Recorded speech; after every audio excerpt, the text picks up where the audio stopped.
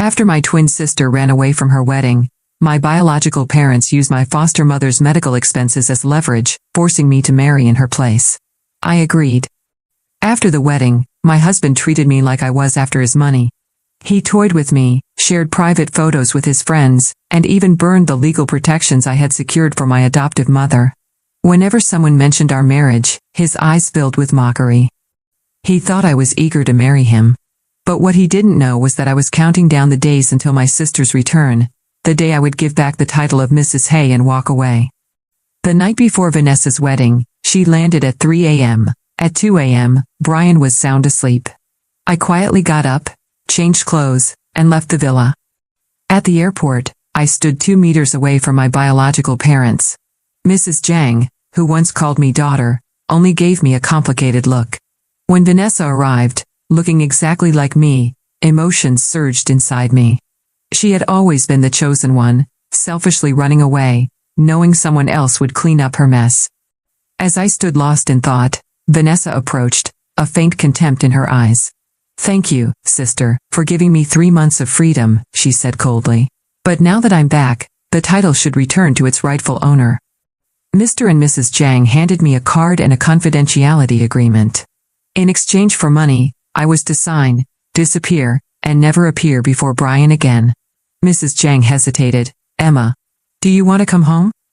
Before I could answer, Mr. Jang interrupted, saying the money would be enough for a lifetime. I left without looking back, hearing their laughter behind me. I deposited the payment into my bank account. The card contained not only the Jang family's money, but also funds Brian had unknowingly given me.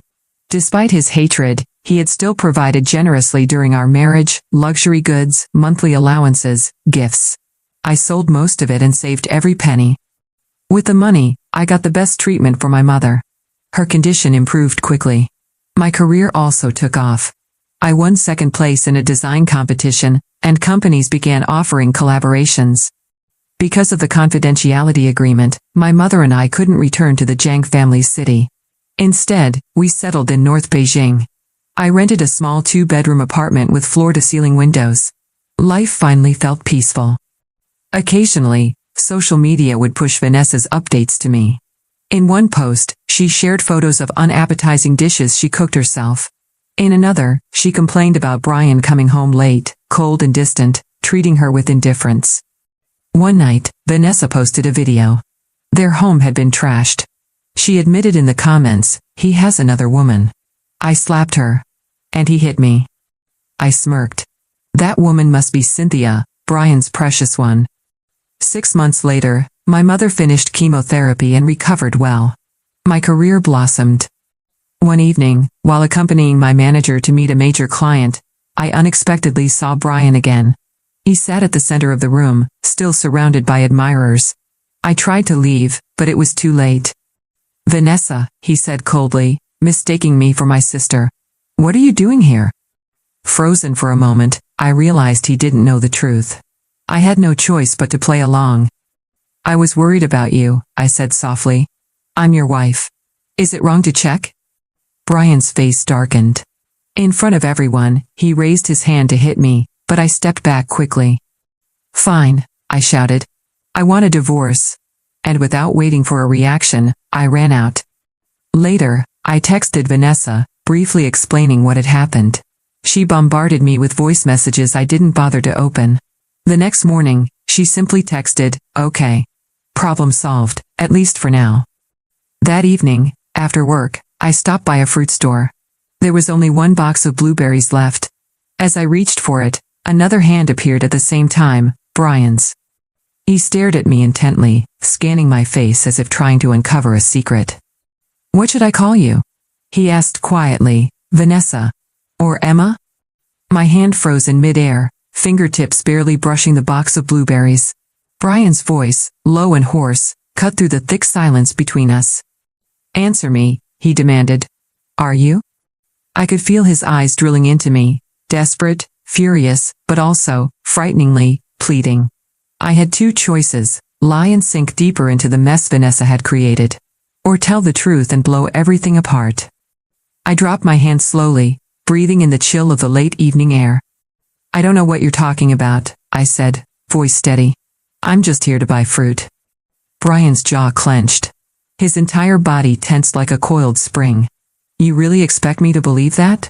He spat. He pulled out his phone, thumb flying across the screen.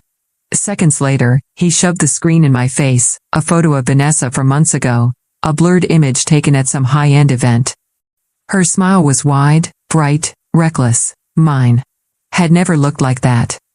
You're not her, Brian said, voice breaking slightly. You're not the woman who married me 3 months ago.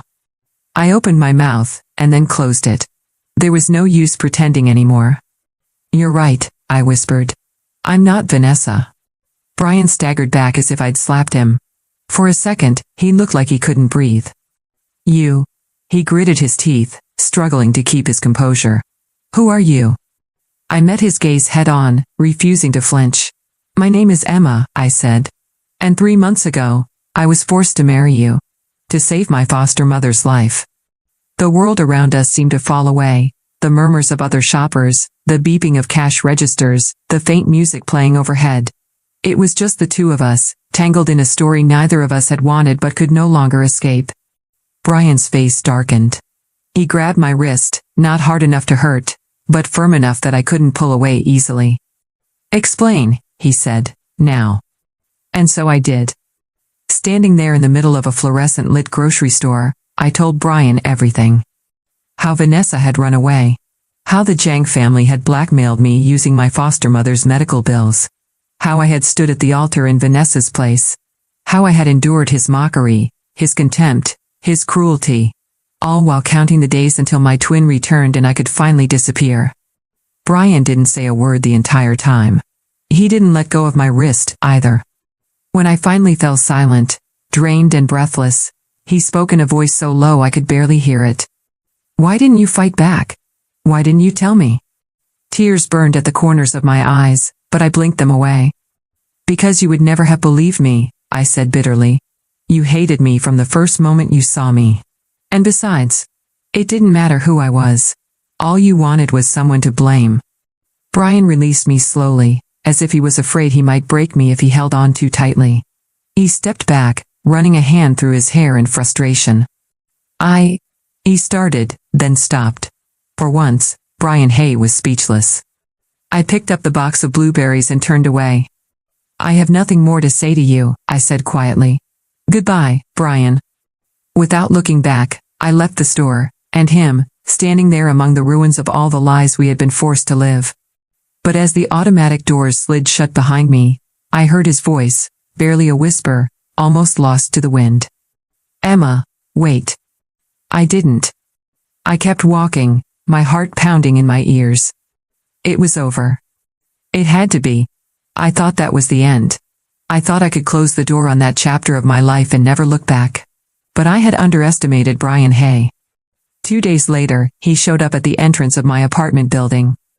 I was coming back from the market, balancing 2 bags of groceries, when I saw him, leaning against the black luxury car parked by the curb, his expensive suit wrinkled like he hadn't slept. The moment our eyes met, he straightened up. Emma, he said, his voice raw. I turned around immediately. Emma, wait. He called, running after me. I walked faster, heart racing, ignoring the curious stares from the security guards. I reached the elevator and jabbed the button frantically. Brian caught up just as the doors opened, slipping inside with me before they closed. We stood in silence as the elevator began to climb. The tiny space seemed to shrink, the air thick with everything we weren't saying. When we reached my floor, I stepped out. He followed. Go away, I said, my voice trembling with anger I hadn't even realized was still inside me. I can't, Brian said simply. I fumbled with my keys, nearly dropping them, but managed to open the door. Before I could slam it in his face, he pressed a hand against it, stopping me.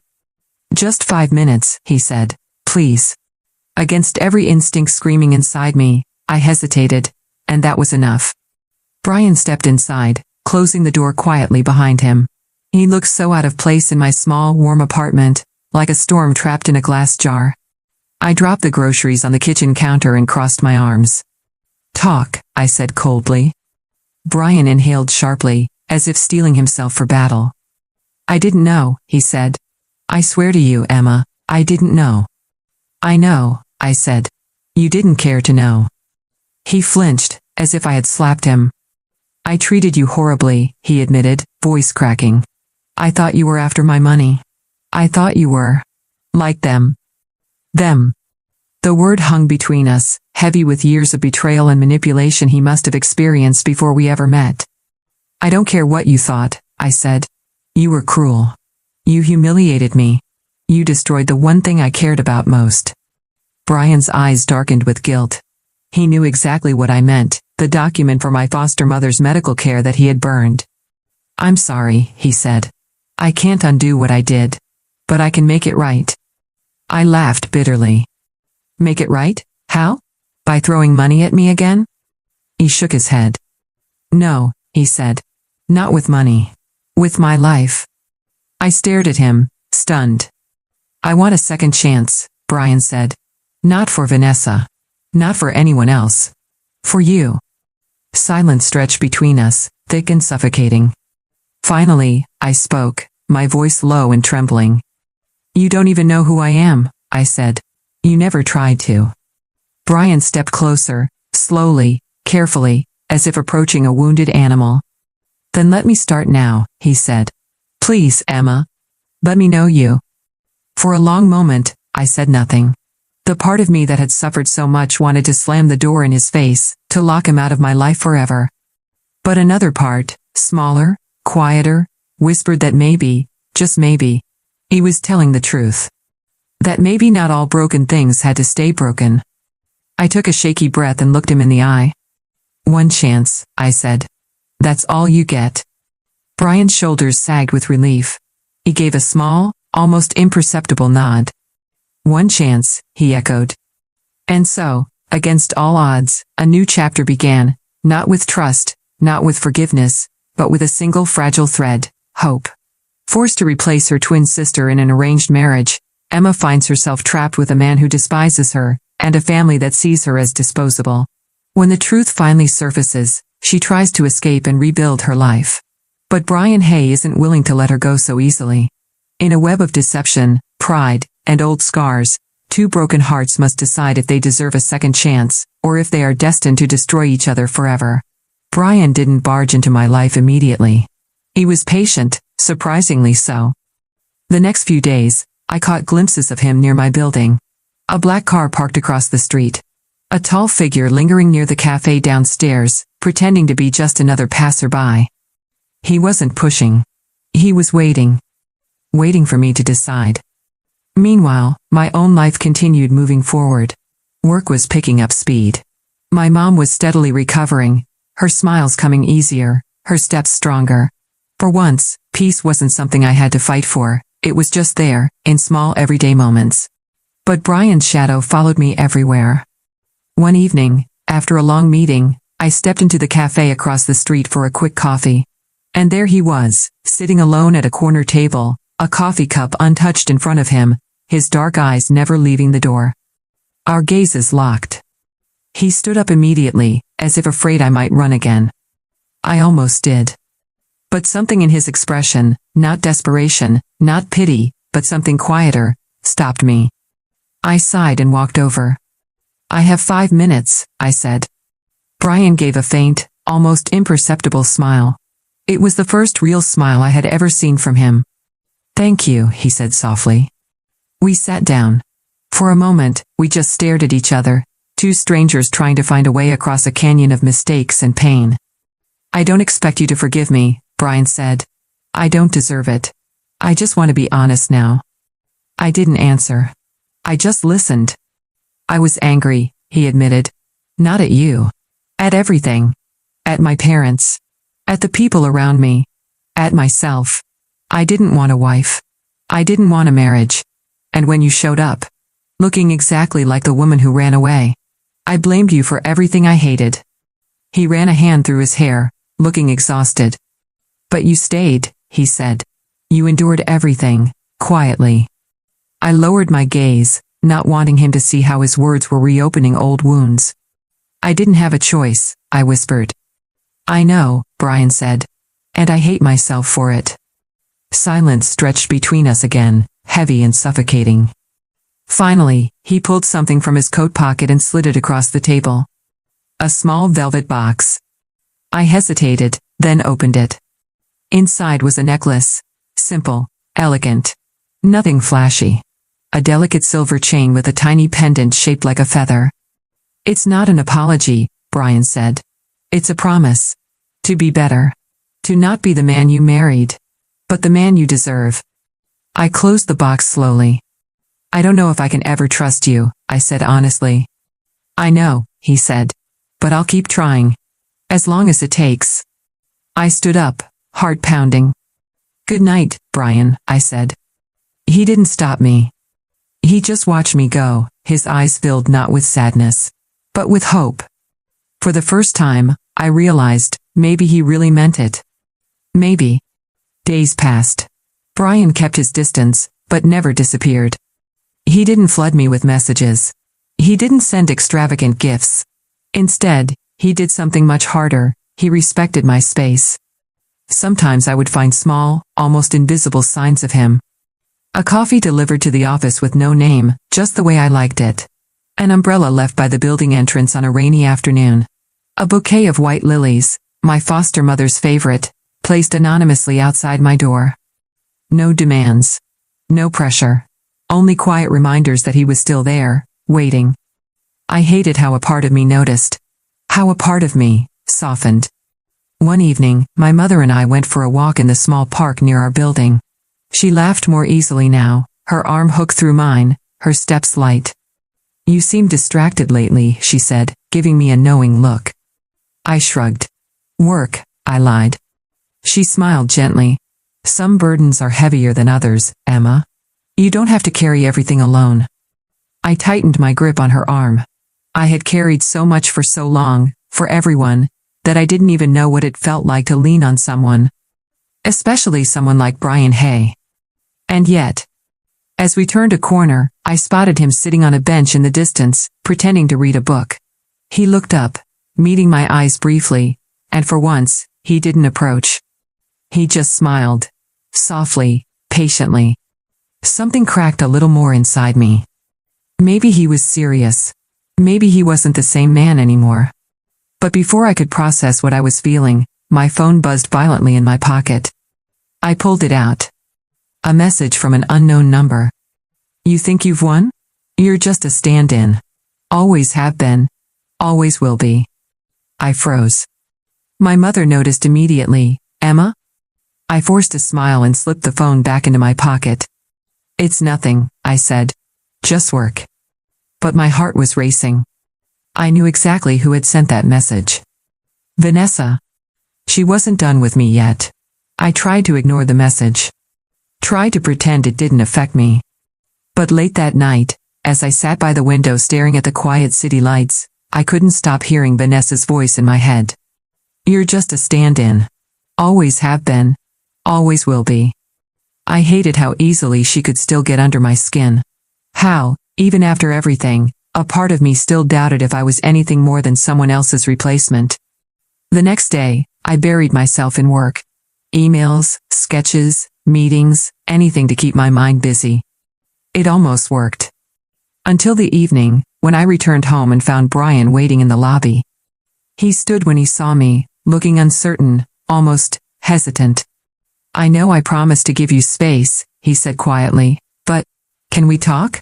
Just for a minute." I should have said no. But something in his expression, the raw vulnerability, the fear of losing something he didn't even know he wanted until it was almost gone, made me nod. We walked to a small corner of the lobby, away from curious eyes. Brian shoved his hands into his pockets, clearly struggling with himself. "I heard some things," he said finally. "About Vanessa." I stiffened immediately. "What things?" He shook his head, frustrated. "Not from her directly, gossip, rumors, that she didn't come back because she regretted leaving me, but because she was forced to, because her life abroad was falling apart." I swallowed hard. Brian met my eyes. "And that you were the one who paid for her mistakes. You were the one who kept everything from falling apart while everyone else treated you like you were disposable." For a long moment, I didn't say anything. There it was. The truth. Hanging in the air between us like smoke. You don't have to say anything, Brian said. I just needed you to know. I see it now. I see you. Something twisted painfully inside my chest. But before I could reply, the elevator dinged. And out stepped Vanessa. She wore a tight designer dress, heavy makeup, and a smile so sharp it could cut glass. Brian, she said sweetly, as if nothing had ever happened between them. As much as I hate to interrupt your little date, we need to talk. I felt his entire body tense beside me. Vanessa's eyes flicked toward me, dripping with disdain. You can go now, she said to me like I was the help. Brian didn't move. Neither did I. Vanessa's smile faltered slightly. She hadn't expected that. I'm not going anywhere, I said quietly. Brian's hand brushed mine lightly, not a grab, not a pull, just a touch. A choice. He was choosing me. Vanessa's eyes darkened. And just like that, I knew. This wasn't over. It was only beginning. Vanessa's smile sharpened into something cruel. I wasn't talking to you, she said sweetly, her voice dripping poison. I was talking to my husband. Brian's hand tightened slightly against mine. I'm not your husband, he said coldly. You gave up that right the moment you ran away. The lobby felt too small, too suffocating. The security guards at the front desk were pretending not to watch, but I could feel their eyes burning into us. Vanessa tilted her head, fake pity oozing from her expression. Oh, Brian, she purred. You really think she told you the truth? She turned her gaze back to me, her eyes gleaming with vicious satisfaction. You think you're so noble, Emma? The poor, tragic substitute who suffered so much? She laughed softly. Maybe you should tell Brian the whole truth. About who you really are. My stomach twisted violently. Brian frowned, sensing the shift immediately. What is she talking about? I shook my head slightly. She's lying. But Vanessa didn't stop. She pulled out her phone, swiping through a few screens before holding it up between us. There, on the screen, was an old photo. It was me, barely 16, standing in front of a rundown foster home, clutching a garbage bag full of clothes. The headline above the image was brutal. Orphan girl abandoned again, trouble follows wherever she goes. Brian's face paled slightly as he read it. Vanessa's voice was a whisper, but every word sliced through me like a knife. She wasn't just poor, Brian, she said. She was a reject. A girl no one wanted. Bounced from family to family, trouble. Always trouble. I felt the blood drain from my face. The humiliation I had buried for so many years came roaring back, raw and merciless. Brian looked at me, confusion and pain swirling in his eyes. Is it true? He asked quietly. For a moment, I wanted to deny it. To run. To disappear before he could see all the broken, ugly parts of me. But I was tired of running. Tired of hiding. I lifted my chin and met his gaze squarely. Yes, I said. Every word. Silence. Vanessa smiled triumphantly, convinced she had won. But then Brian did something neither of us expected. He reached out and took my hand again. Tightly, firmly. So what? He said. Vanessa's smirk vanished. Brian turned fully to face me, his voice steady and clear. I don't care where you came from. I care about who you are now. For the first time in years, I felt my throat tighten with tears I couldn't swallow. Vanessa stood there, stunned, as Brian led me away, past the lobby, past the onlookers, past the girl who had once had everything. And for the first time, it wasn't her world anymore. It was mine. Brian didn't let go of my hand until we were inside the car, the doors closed, the city lights a blur around us. For a long time, neither of us spoke. The silence wasn't uncomfortable. It was heavy, meaningful, necessary.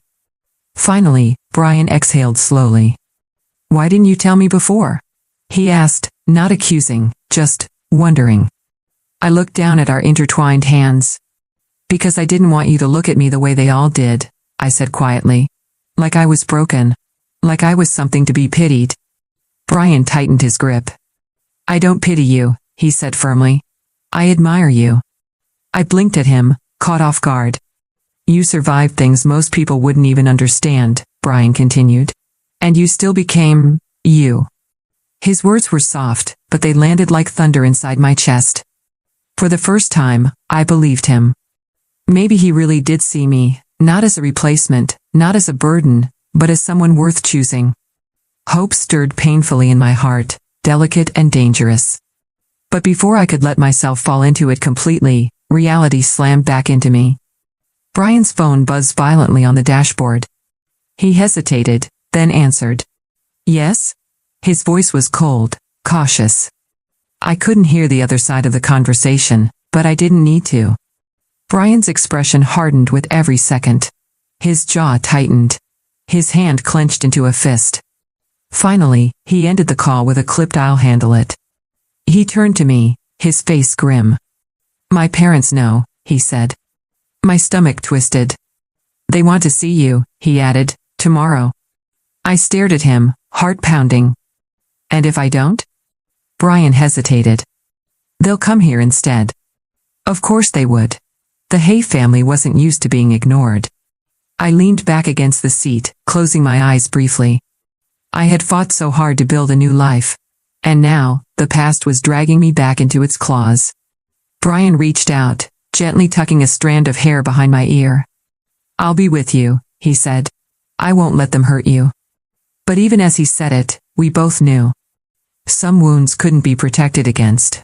Some battles I would have to fight on my own. Tomorrow I would face the Hay family. Tomorrow I would have to prove, not just to them, but to myself, that I was no longer the girl no one wanted. I was Emma. And I wasn't running anymore. The next morning, I dressed carefully. Simple, neat, strong. No armor, no mask, just me. When Brian's car pulled up outside, he got out to open the door for me without a word. There was no fake gentleness, no performative smiles. Only a quiet, fierce determination in the way he moved. We drove in silence. The Hay family estate loomed into view, cold and distant, exactly as I remembered it. The perfect stage for judgment. Inside, Mr. and Mrs. Hay were already waiting in the grand sitting room. Mr. Hay stood with his hands behind his back, military stiff. Mrs. Hay sat rigidly on the couch, her sharp eyes raking over me the second I stepped inside. So, Mr. Hay said, voice like ice. This is the girl who deceived our family. I opened my mouth to speak, but Brian stepped in front of me. She didn't deceive anyone, he said calmly.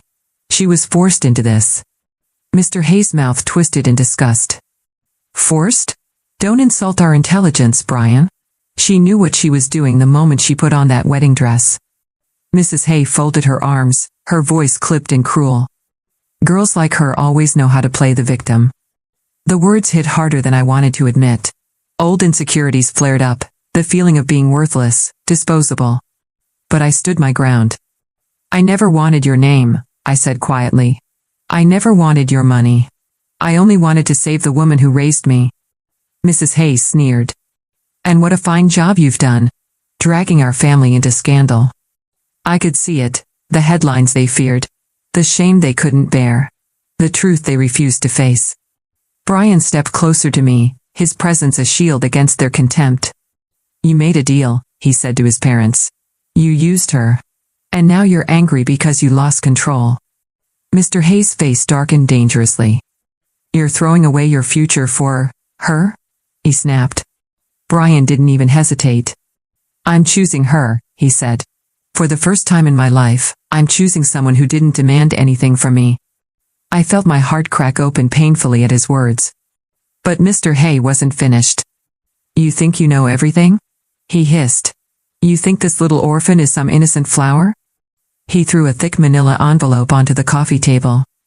Go ahead. See what she's hiding. I stared at it, frozen.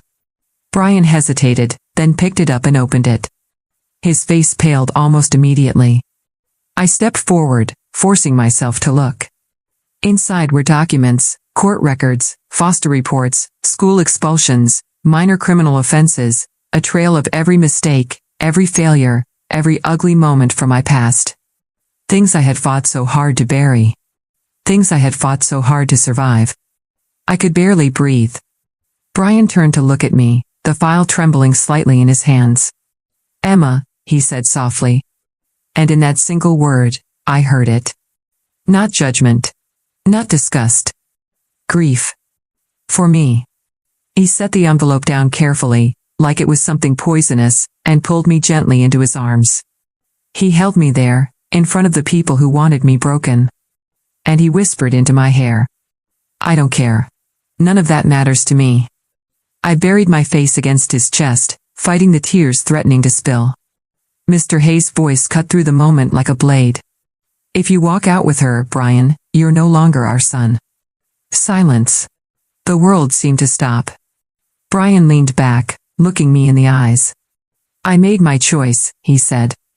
Then he turned to his parents, his voice steady and clear. "I'd rather build a new family with someone I love than stay in a house built on lies." Without another word, he took my hand. Together, we walked out of the Hay estate. Out of their world.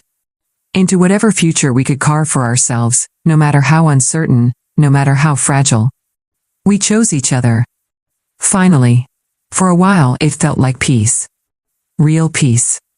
Brian and I moved into a small apartment together, nothing like the sprawling mansions he had grown up in, but it was ours.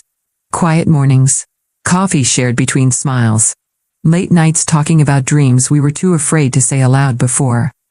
I had almost started to believe that we could leave everything behind, that the past was done clawing at us. But some ghosts refused to stay buried. It happened on an ordinary Thursday. I came home from work, arms full of fresh groceries, humming under my breath, only to find the door to our apartment slightly ajar. My heart stopped. I pushed it open carefully. Inside, everything was trashed. Drawers yanked out. Cushions torn apart. Glass shattered across the floor. And at the center of it all, scrawled across the living room wall in bright red spray paint, were two words. Stolen life. I stumbled back, bile rising in my throat. Footsteps sounded behind me. Brian. He took one look at the scene and immediately pulled me behind him protectively, scanning the apartment for any remaining threats. But whoever had done this was already gone. The police came. Statements were taken. Photos snapped. But deep down, I already knew. It wasn't random. It wasn't about money. It was about me. Later that night, after the police left, Brian paced the small living room, furious and restless. "I'll find out who did this," he promised. But we both already knew the answer. Vanessa. She wasn't just angry anymore. She was desperate. She had lost everything she thought was hers by right. Brian, the Hay name, the life of luxury. And in her mind, I was the thief who had taken it all. I sat on the edge of the bed, staring at the wreckage of our once safe little world, feeling exhaustion seep into my bones. Maybe it would never end. Maybe no matter how far we ran, the past would always find us. Brian knelt in front of me, taking my hands in his. "We'll fix this," he said fiercely. "We'll rebuild. Again and again, if we have to." His conviction should have made me feel better. Instead, it scared me. Because I wasn't sure how many more times I could break and still put myself back together. "I don't want you to lose everything because of me," I whispered. Brian cupped my face, forcing me to meet his eyes. "I didn't lose anything," he said. "I found you." Tears burned behind my eyes, but I blinked them away. Before I could answer, his phone buzzed again. Another unknown number. Another message. This time, it was a photo. Vanessa. Standing in front of another courthouse, holding what looked like official papers. "If I can't have him, neither can you. Let's see if you survive court, little thief." My blood ran cold. Vanessa wasn't just lashing out now. She was preparing to destroy us completely. And this time, she wasn't playing games. The summons arrived 2 days later. Official, cold, heavy. Vanessa had filed a lawsuit Potisset, defamation. She accused me of stealing her marriage, damaging her reputation, ruining her future. Every lie she could think of, neatly typed on expensive legal paper. I sat at the kitchen table, the letter trembling in my hands. Brian stood behind me, reading over my shoulder, his rage simmering just below the surface. "We'll fight it," he said immediately. I'll get the best lawyers. We'll destroy her in court. But I shook my head. I don't want a war, I whispered. I just want it to end. Brian crouched beside me, resting his forehead against my arm. I'm so sorry, he murmured. For everything. We both knew the truth. This wasn't just about Vanessa's bitterness. It was about all the people who had once looked at me and seen nothing worth fighting for. But Brian fought. For me. With me. And I realized, I wasn't that abandoned girl anymore. I wasn't someone who needed to run. I was someone who could stand and fight, and win. The courtroom was packed the day of the hearing. Journalists, onlookers. Everyone hungry for scandal. Vanessa sat across from me, dressed impeccably, her smile sweet and poisonous as ever. But I wasn't the same girl she remembered. When I took the stand, I told the truth. All of it. How I had been forced into the marriage. How I had lived under a false identity to protect my foster mother. How I had survived humiliation, cruelty, and betrayal, and still chose to walk away quietly. The judge listened intently. The room was silent. And when it was over, when the verdict came down, Vanessa lost. Her lies collapsed under the weight of the truth. The court dismissed her claims. Brian's lawyers filed a counterclaim for damages. Vanessa would walk out not just humiliated, but ruined. And I? I walked out free. Really, truly free. Outside the courthouse, Brian was waiting. The afternoon sun caught in his hair, casting golden light around him like a promise. He smiled, not the arrogant smirk I once knew, but something softer. Something real. Without a word, he opened his arms. I stepped into them. And for the first time, it felt like I was stepping into my life, not someone else's shadow, not someone else's leftovers. My life. Ours. Brian pulled back just enough to look at me, his hand brushing my cheek. I love you, he said simply. No lies. No contracts. No pasts. I smiled, tears blurring the world around me. I love you too, I whispered. We didn't need witnesses. We didn't need promises made in desperation. We had each other. And finally, that was enough.